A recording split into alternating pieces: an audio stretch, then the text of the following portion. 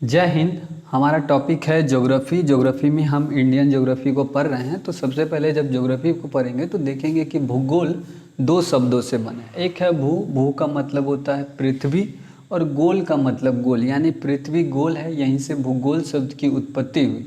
भूगोल शब्द का सर्वप्रथम प्रयोग इराटोस्थनीज के द्वारा किया गया। ये एक ग्रीक वैज्ञानिक थे और हम लोग भूगोल के अंतर्गत हम लोग पृथ्वी के ऊपरी स्वरूप, यानी कि पृथ्वी के धरातल पर मौजूद ऊपरी स्वरूप और उसके प्राकृतिक विभाग जैसे पर्वत, पहाड़, नदी, महासागर, महादेश, इन सब चीज़ों का अध्ययन हम भूगोल के अंतर्गत करते हैं। भूगोल शब्द का सबसे पहले प्रयोग इराटोस्थनीज के द्वारा किया गया। अब 2-3 पॉइंट ऐसे हैं जिसको प्रॉपर रूप से याद रखना है। जैसे फादर ऑफ ज्योग्राफी हिकेटियस को कहा जाता, और father of modern geography Alexander von Humboldt को कहते हैं। फादर ऑफ मॉडर्न ज्योग्राफी यानी कि आधुनिक भूगोल के पिता अलेक्जेंडर वॉन हम्बोल्ट को कहते हैं। जैसा कि हमने बताया कि हम इंडियन ज्योग्राफी जब पढ़ते हैं तो सबसे पहले हम इंडिया को सर्च करेंगे, यानी किसी भी देश की ज्योग्राफी को पढ़ने से पहले हम उस देश को उस मानचित्र पर सर्च करेंगे कि वो देश की स्थिति कहाँ पर स्थित देश है और उसकी स्थिति क्या है। तो हम जब मानचित्र की तरफ आते हैं तो सबसे पहले मैप के बारे में उसके डिटेल में जाएंगे। तो मैप के अध्ययन को मैप के आविष्कारक हैं एनेक्सिमेंडर, और मैप के अध्ययन को कार्टोग्राफी कहते हैं। अब ये मैप क्या होता है कि एक पेपर पर होता है, जब हम इसको फोल्ड करते हैं तो वो ग्लोब के साइज का, यानी कि ग्लोब का रूप लेती है। और ये ग्लोब क्या होता है, पृथ्वी का एक प्रतिरूप होता है, काल्पनिक प्रतिरूप।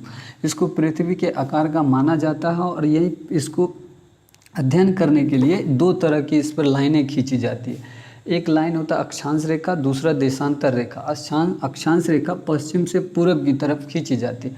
अब सबसे पहले हम क्या बोले कि हम जब इंडियन ज्योग्राफी पढ़ते हैं तो इंडिया को ग्लोब पर सर्च करेंगे, हमारा इंडिया कहाँ मौजूद है।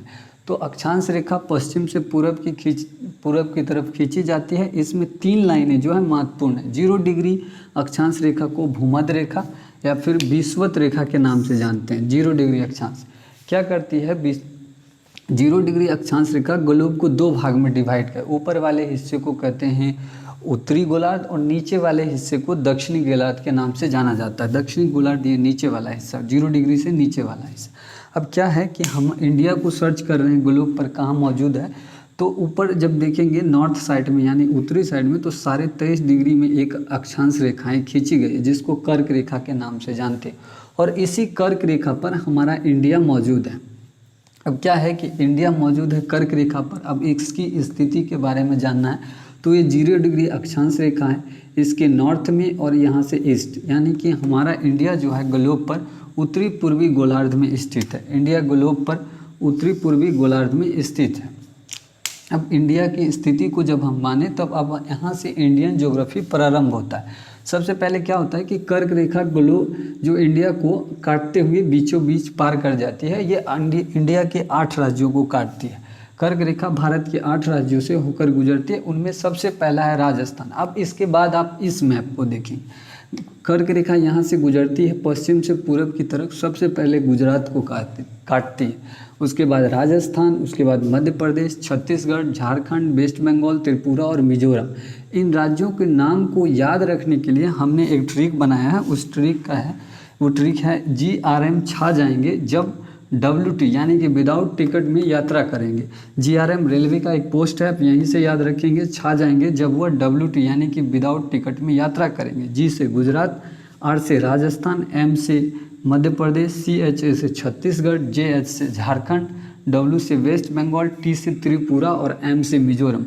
इस प्रकार क्या होता है कि यहाँ से हमारा इंडियन ज्योग्राफी प्रारंभ हो जाता है। इंडियन ज्योग्राफी का इनिशिएशन प्रारंभ शुरू हो जाता है। हमने सबसे पहले आपको बताया कि किसी भी देश की ज्योग्राफी को पढ़ने के लिए हम मैप पर उसकी स्थिति को देखते हैं। मैप पर जब स्थिति को देखने का प्रयास करते हैं तो मैप के डिटेल में जाते हैं। तो मैप के अध्ययन को कार्टोग्राफी कहते हैं, और मैप के आविष्कारक हैं एनेक्सिमेंडर। ये क्या होता है, एक अनरोल्ड पेपर पर होता है। जब इसको रोल्ड करते हैं तो ये ग्लोब के साइज का बनती है। और इस ग्लोब क्या है, ये ग्लोब पृथ्वी का एक प्रतिरूप है, यानी कि पृथ्वी के समान एक बनाया हुआ यानी कि नक्शा है। इसी को ग्लोब कहते हैं। ग्लोब को समझने के लिए इस पर 2 तरह की लाइनें खींची जाती है, एक देशांतर रेखा और दूसरी है अक्षांश रेखा। अक्षांश रेखा पश्चिम से पूरब की तरफ खींची जाती है, जिसमें 3 रेखाएं महत्वपूर्ण है। 0 डिग्री अक्षांश रेखा ग्लोब के बीचों बीच काटती है, इसको 2 भाग में डिवाइड करती है। 0 डिग्री से ऊपर वाला एरिया जो है यह उत्तरी गोलार्ध कहलाता है और 0 डिग्री से नीचे वाला एरिया जो है वो दक्षिणी गोलार्ध। अब जब भारत को हम ग्लोब पर सर्च करेंगे